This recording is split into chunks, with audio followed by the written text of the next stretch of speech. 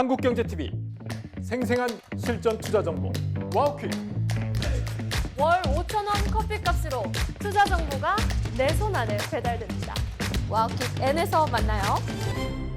네, 오늘 미증시 인사이트에는 최일호 채슬리 투자자문 상무 그리고 김호균 이 한국투자증권 명동 PB센터 팀장 자리해 주셨습니다. 안녕하세요. 네, 안녕하십니까? 안녕하세요. 네, 이번 주에 아주 중요한 발표가 있었죠. 엔비디아 실적 발표인데 특히 이 데이터 센터 매출이 눈에 띄더라고요. 그러면 앞으로 엔비디아에 대해서는 데이터 센터 매출을 계속 봐야 되는 건지 아니면 엔비디아의 다른 이 성장 산업을 좀 봐야 되는 건지 앞으로 어떤 부분에 이 비전이 있을지 궁금해지는데요. 최일호 상무께서는 어떻게 보십니까? 예, 데이터 센터 매출만 보시면 됩니다. 아, 왜냐하면 전체 매출 증가율이 62% 나왔고 데이터 센터 매출 증가율이 66% 나왔거든요. 근데 전체 매출에서 데이터 센터 매출이 차지하는 비중이 90%입니다. 나머지 게이밍이나 전문 시각화 그리고 자동차 부분이 있지만 존재감이 별로 없고요. 그리고 데이터 센터의 성장률 자체가 전체 성장률의 기여도가 상당히 크기 때문에 그 부분을 중점적으로 봐야 될 것 같고요. 그러면 간접적으로 데이터 센터 매출의 증가율을 체크하는 방법은 무엇이 될 것인가? 그것은 최근에 하이퍼스케일러들의 캐펙스 증가나 그리고 네오클라우드의 캐펙스 증가 그리고 국가 AI 쪽에서의 캐펙스 증가 이런 부분들이 계속해서 상향 조정되고 있기 때문에 그 부분은 당분간 의심하지 않아도 될 것 같고 향후에 데이터 센터 매출의 중요한 키포인트가 될 것 같습니다. 네, 이 엔비디아 실적 발표 워낙 많은 분들이 관심이 있었을 것 같은데요. 김호균 팀장께서는 어떤 부분에 주목하셨나요? 네, 말씀하신 대로 데이터 센터가 가장 중심이 될 겁니다. 근데 지금 뭐 미래 먹거리를 얘기하기도 좀 애매할 정도로 AI, 그 데이터 센터에 대한 부분 집중되고 있는데 조금 뭐 미래를 봤을 때는 자율주행 칩의 수요라든가 그리고 휴머노이드 칩의 수요도 엔비디아가 좀 선점적으로 시작하고 있기 때문에 이거에 대한 성장세도 파악하면 좋을 것 같고요. 게이밍 분야는 감소 추세지만 피지컬 AI 쪽에서는 좀 증가 추세에 있다라는 부분 체크하시면 좋을 것 같고 엔비디아가 대단한 것은 이 헤게모니를 계속 유지하는 쿠다도 그렇지만 그런 부분이 굉장히 강합니다. 특히 이제 다음 먹거리로 바이오를 보고 있고 바이오 신약 개발에 있어서도 어떤 매출을 만들거나 생태계를 구축하고 있다라는 점은 한번 참고하시면 좋을 것 같습니다. 네, 지금 어쨌든 AI 버블론이 계속 나오고 있는데 여기에 대해서 가장 불을 지피는 사람이 바로 영화 빅쇼트의 주인공 마이클 버리죠. AI는 뭐 제4의 버블이다 이런 얘기까지 하면서 부정적인 목소리를 계속 내고 있는데 자 과연 엔비디아의 이번 실적 발표로 순환거래 그리고 감가상각 관련 의구심이 어느 정도 해소됐다고 볼 수 있는지 아닌지 이 부분이 궁금해지는데요. 최일호 상무께서는 어떻게 보십니까? 저는 어느 정도 해소됐다고 보고 있는데요. 이를테면 순환거래 같은 경우에 엔비디아가 빅테크 중에서 가장 많은 현금 창출 능력이 있는 회사거든요. 잉여 현금 흐름으로 봤을 때 1년에 1,800억 불, 약 250조 이상의 현금 창출 능력이 있습니다. 그런 가운데 투자를 하려면 그리고 파트너를 맺으려면 엔비디아를 먼저 찾아와서 파트너를 맺어야 될 거고 엔비디아는 또 유망한 기업에 투자를 해주고 유망한 기업은 또 엔비디아의 칩을 사서 또 더욱 성장하는 구도로 가는 것이 지금은 상당히 유효한 구조라고 생각을 하고 있고요. 또 마이클 버리가 하나 지적하고 있는 게 감가상각에 대한 문제인데 그 부분은 제가 볼 때는 마이클 버리가 감가상각에 대한 개념 자체를 이해하지 못하고 있는 상황이라고 보시면 될 것 같습니다. 마이클 버리의 주장은 감가상각 연한을 늘림으로써 이익을 풀린다는 주장을 하고 있는데 이미 2023년부터 빅테크들이 서버나 다른 기계장치, 유형자산의 내용 연수를 늘린 사례들이 있습니다. 왜냐하면 써보니까 더 써도 되겠다라는 생각으로 내용 연수를 늘렸고요. 감가상각이라는 것은 기업 자체의 그 정책에 따라서 늘릴 수도 있고 줄일 수도 있는 것이기 때문에 그 부분은 기업의 재량에 맡겨둬야 될 것 같고 그리고 감가상각 연한에 따라서 기업의 어떤 가치 자체가 본질적인 가치가 변하지가 않습니다. A라는 기업이 감가상각 연한을 늘려서 회계 이익은 늘었다고 하더라도 그 현금 흐름에 있어서는 변함이 없습니다. 그래서 그런 측면에서 보면은 감가상각에 대한 이의 제기는 사실은 전혀 쓸모없는 논쟁이라고 생각을 하고 있습니다. 네, 사실 그러지 않아도 엔비디아가 워낙 좋은 실적도 발표하고 이제는 어느 정도 의혹이 좀 해소됐을 거라고 기대를 했는데 근데 안타까운 건 약간 증시가 엔비디아 실적 발표한 날은 좀 좋았는데 그 다음 날은 좀 좋지 않으면서 과연 이제 앞으로 어떻게 될 거냐가 약간 궁금해지거든요. 김호균 팀장께서 어떻게 보십니까?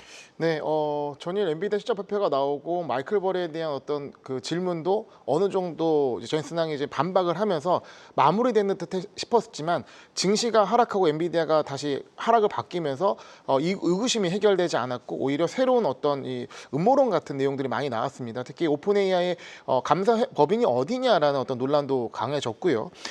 그리고 또 중요한 부분이 엔비디아 실적이 완벽했는데 그 안에 숨겨진 거를 기어코 찾아가지고 부각이 된 부분이 바로 매출채권의 증가입니다. 아니 엔비디아가 돈을 이렇게 잘 번다는데 왜 매출채권이 증가하는 거야? 라는 의문을 한 건데요. 이건 너무 하락이 과하다 보니까 좀 찾다 나온 부분이 있는데 실제 내용을 좀 더 들어가 보면 매출채권의 증가는 엔비디아의 매출이 워낙 크게 증가하다 보니까 매출채권이 그 동반해서 증가한 부분이 있는 것이고요. 100번 양보해서 그 매출채권 증가가 만약 오픈 AI처럼 좀 약간 재무적으로 불안한 곳이 주가 된다. 그럼 못 받을 가능성에 대한 우려를 하는 건데 실제 매출채권 내용을 보게 되면 하이퍼스케일러, 빅테크들 결코 돈을 못 갚기 어려운 거에서 매출이 대부분을 차지하고 있거든요. 그러면 이것을 과연 안 좋게 볼 것인가? 이거를 어떻게 매출의 증가로 인식하는 게 맞지 않을까라는 부분으로 생각할 것 같습니다. 네, 확실히 엔비디아에 대해서는 뭐 기대가 계속되고 있는 것 같은데 어쨌든 시장의 불안도 인정을 해야 되는 상황이니까 자 그러면 이제 투자 전략이 굉장히 중요한 것 같습니다. 최일호 상무께서는 어떻게 보십니까? AI 관련된 투자 전략에 있어서는 크게 카테고리를 한 3가지 정도로 볼 수 있을 것 같아요. AI 인프라하고 AI 소프트웨어 그리고 거기에 수반되는 전력 인프라를 볼 수 있을 것 같은데 최근에 그 많이 빠진 종목들의 특징을 보면은 상반기에 많이 올랐거나 또는 중소형주거나 또는 실적 없는 내러티브로만 오른 종목들이 상당히 많이 빠졌거든요. 거기다가 최근 금리 관련돼서 인하를 한다 안 한다 연준 내부에서도 갑론을박이 심해지고 있는 가운데 그 가능성에 따라서 상당히 민감하게 움직이는 종목들이 있습니다. 특히 이제 펀더멘탈이 약한 종목들이기 때문에 투자를 하게 된다면 특히 AI 관련된 투자를 하게 된다면 AI 인프라 쪽에서 AI 소프트웨어 쪽에서 전력 인프라 쪽에서 경쟁 우위가 있고 실적 모멘텀이 강한 대형 우량주 쪽으로 선별을 해서 집중 투자하는 것이 저는 유효하다고 생각을 하고 있습니다. 네, AI 투자가 예전 회보에 비해서는 조금 더 어려워진 그런 상황인 것 같습니다. 자, 이런 상황에서 김호균 팀장께서 보시는 AI 투자 전략 어떤 쪽입니까? 증시가 좀 많이 빠지고 어렵다 보니까 우리가 잊고 있는데 우리가 미국 주식을 투자하는 이유를 가만히 생각해 보면 글로벌 1등 기업의 장기적인 성장성과 안정성을 찾아 투자하는 것이고 더 나아가서 엔비디아나 테슬라, 팔란티아 같은 기업을 조금이라도 일찍 사서 보유해서 수익을 많이 내겠다는 어떤 목표가 있을 겁니다. 미국 주식은 역사적으로 장기 우상을 해왔고요. 여기에 부스터를 더한 것이 AI고 이 4차 산업혁명의 특성상 승자 독식 구조이기 때문에 그 수혜가 미국 기업에 집중된다는 차원이 우리가 미국 주식을 투자하고 더 나아가 AI 기업을 투자하는 이유라고 생각합니다. 시점에 따라서 AI 버블론은 항상 따라왔는데 시간이 지나면서 실적 발표가 나오면서 이것들이 해소가 된 측면이 계속 반복되어 왔습니다. 지금은 저도 마찬가지라고 생각을 하고요. 이렇게 우리가 지금 과잉 투자 우려가 높아지는 그 기간이 뭐 계속 지속되거나 영원하진 않을 거다라는 부분을 함께 좀 공유하고 싶습니다.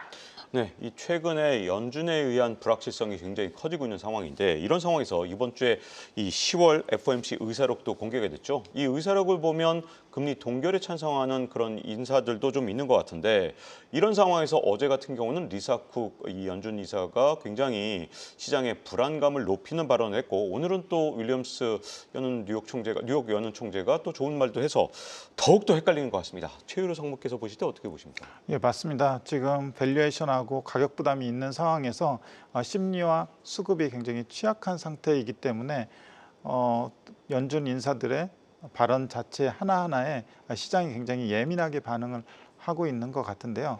거기다가 지금 미국의 신용잔고도 사상 최대치를 기록을 하고 있기 때문에 그런 하락 속에서 청산 물량도 좀 나올 수 있고 알고리즘 트레이딩 그 매도 물량도 좀 나올 수 있기 때문에 상당히 좀 주의가 필요한 상황인 것 같습니다. 그런 가운데 금리 같은 경우는 연준 인사들마다 좀 의견은 엇갈리긴 하지만 저는 좀 인하 쪽으로 보고 싶고요.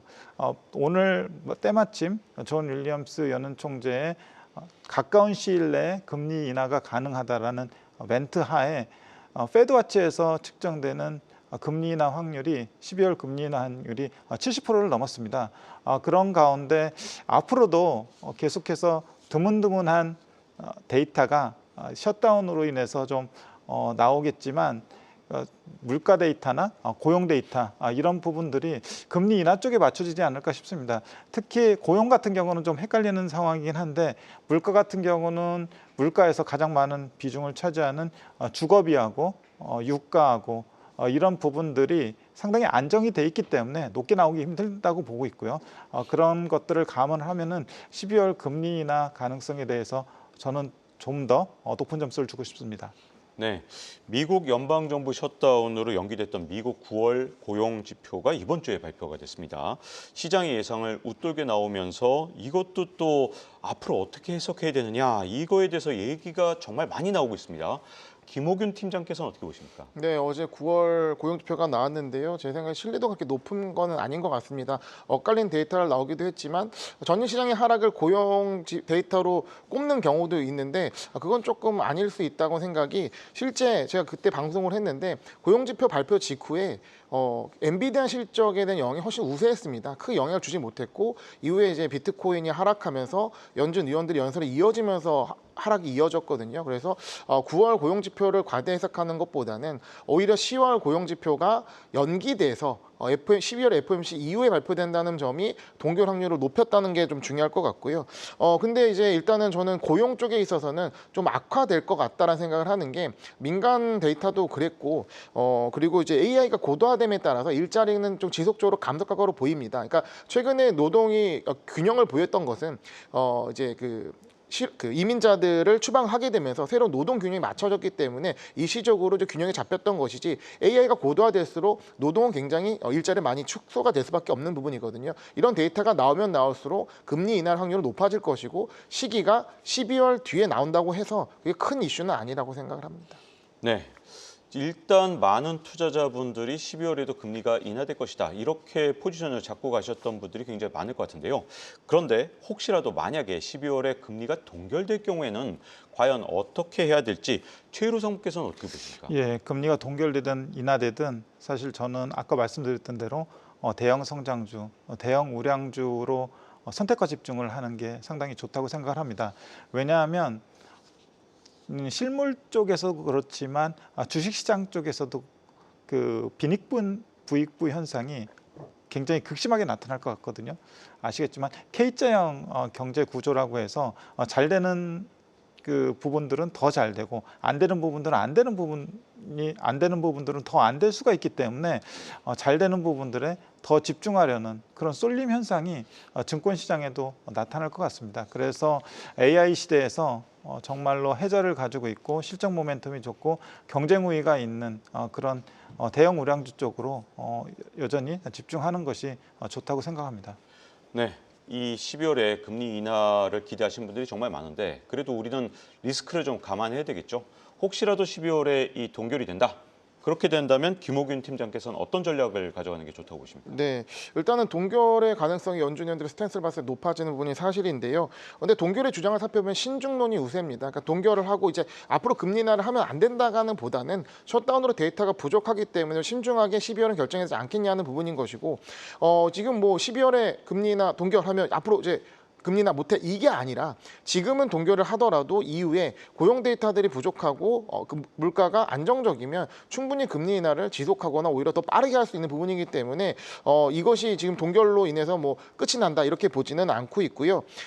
그리고 향후 이제 연준 의장 교체의 부분과 연준의 구성의 변화도 향후 금리 인하의 가능성과 속도를 더 강화시키는 흐름으로 봐야 할 것 같습니다. 네, 이 환율도 좀 다뤄볼까 하는데요. 원화 환율이 지금 1달러에 1,470원대를 넘어서면서 1,500원을 지금 목전에 두고 있는 상태가 됐습니다. 이렇게 고환율이 지속되는 이유가 과연 어디에 있는지 최희로 사무께서 어떻게 생각하십니까? 기본적으로 달러 수요가 많습니다. 그 생각을 해보시면은 우리나라 그 서학개미들이 그 미국 주식에 투자하는 증가율 자체가 전년 동기 대비로 한 40% 이상이고요. 그리고 우리나라 기업들이 미국에 가서 또 투자해야 되는 수요도 있을 거고요. 그리고 우리나라 최근에 주식시장 보면은 외국인 투자자들이 많이 팔고 있지 않습니까? 그 돈을 모두 환전한다는 생각은 안 하고 있지만 어느 정도 환전 수요가 있고 우리나라 환율 자체가 계속해서 약세로 가게 되면 외국인 입장에서도 좋지 않을 거기 때문에 그런 센티멘트가 전반적으로 반영이 돼 있는 것 같아요.